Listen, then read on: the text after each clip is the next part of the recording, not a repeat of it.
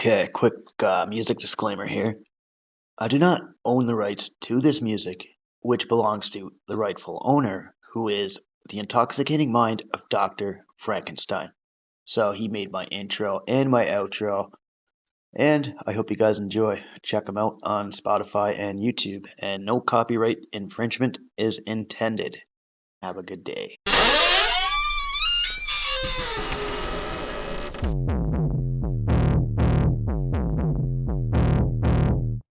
A clear choice of good versus evil, of right versus wrong.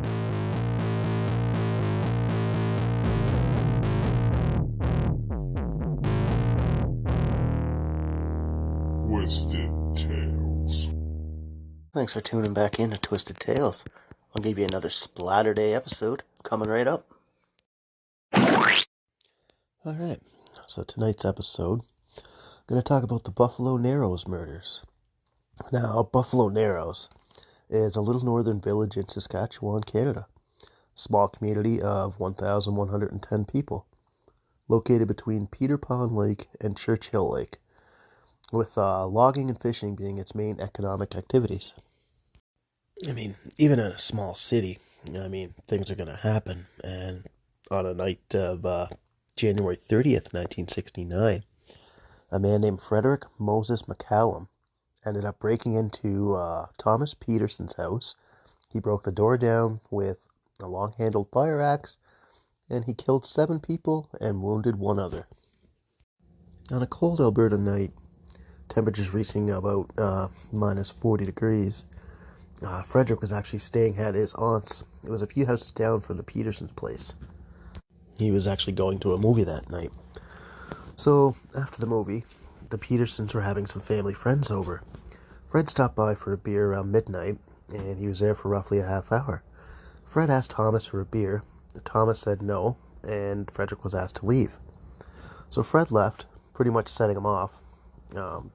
He had actually multiple personalities, and he was undiagnosed with schizophrenia. He had a blackout, and he ended up coming back to the Petersons' house when everybody was asleep with an axe. Upon entering the house, he found John Baptist Herman sleeping on the couch. John actually seen Fred enter with the axe and leaped off the couch. Fred struck him in the head once, bringing John down to his knees, and then he was struck 2 more times until he lay down on the floor. Fred then went into the room of Thomas and Bernadette, where they were sleeping, striking Thomas in the head once, killing him instantly, and then striking Bernadette in the head with the axe. He then moved on to the kids' rooms and began striking them in the head using both sides of the axe. He killed them all while they laid in bed. After the murders, Fred stood the axe in the corner of the wall, went to the couch, and had a few beers. Around 3 a.m., Fred went into his aunt's house, covered in blood, alarming his family.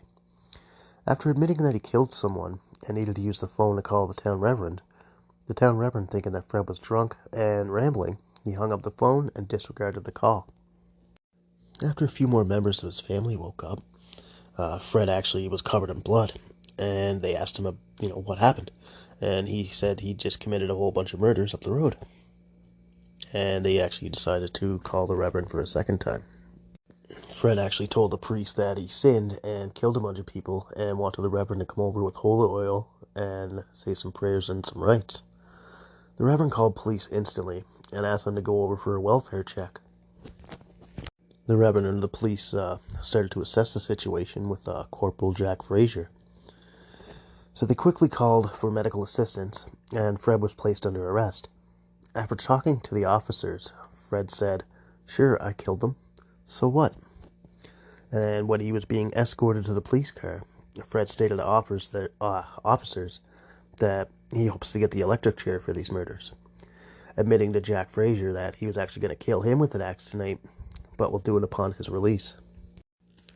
Ambulances and medical actually arrived to help the police at the scene about 4:30 in the morning. The crime scene being described as a horrific house of horrors, with one police officer eventually going into shock.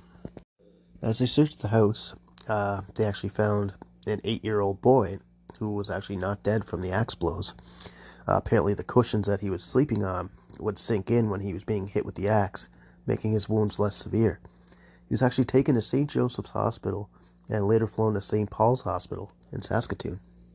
He spent loads of time recovering from skull fractures and possible brain damage. So police then collected evidence from the scene, finding beer bottles with fingerprints on them, the axe that was placed in the corner, that was actually covered in hair and blood, had no fingerprints on it, hinting that Fred wore gloves at the time of the murders. They also found a butcher knife, a bloody doorknob, and took Fred's bloody clothes to be analyzed in Regina, Saskatchewan. When police eventually arrested Fred, he was actually asked if he wanted to have a lawyer involved, and he declined at that time. So when he was asked again by the judge about getting him a lawyer, he said, if you want to. So lawyer J.H. Klein was actually assigned to Fred, and they decided to plead not guilty by reason of insanity. 7 counts of non-capital murder, and proceeded with psychiatric assessments. During the time on Fred's assessments, a funeral for the 7 victims was held at the town hall on February 4th, 1969. About 600 people showed up, and all the local shops were closed for the day. It just goes to show that everybody wanted to show some respect and, have some sympathy for the family. So after his murders, the funeral, everything, Fred was actually assessed by 2 doctors. First doctor was Dr. Donald Jenkins, and he interviewed him, coming to the conclusion that he was actually a psychopath, and he does not appreciate the nature of his acts. He found Fred's disease to be controllable, but incurable. And the second doctor being Dr. Frank Coburn, he interviewed Fred, and he found that Fred had a full-on schizophrenic episode at the time of the murders, which caused him to be in like a trance-like state. And he told the doctor that the Petersons were actually good friends, and that he loved his life. Months before the murders, he actually fantasized about murdering people and killing Mounties because he hated them. Also being well enough to actually testify at the trial was the wounded 8-year-old Fred Donald Peterson. He made the statement to the trial that he got chopped. The trial lasted about a couple of weeks, found Fred Moses McCallum not guilty on 2 counts of non-capital murder after juries deliberated for about 4.5 hours. By reason of insanity, Fred was ordered to be detained in Pentagouchny Psychiatric Institution in Ontario. He spent 1 year there before being transferred to Saskatchewan Penitentiary in Prince Albert.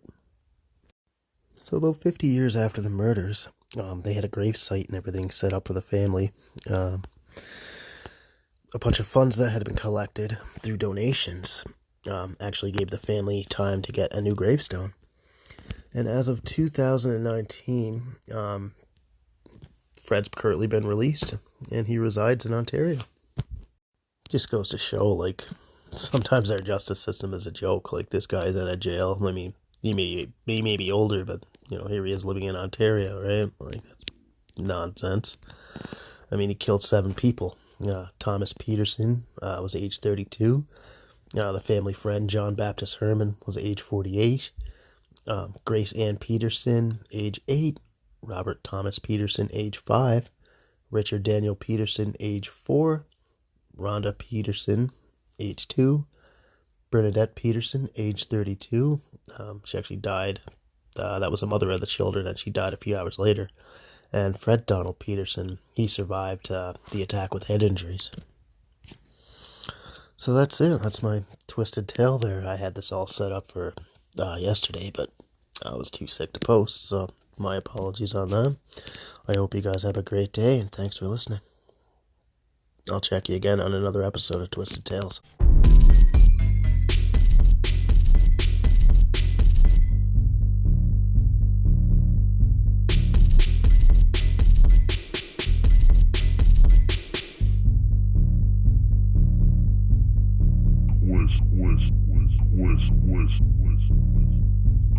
Twisted Tales.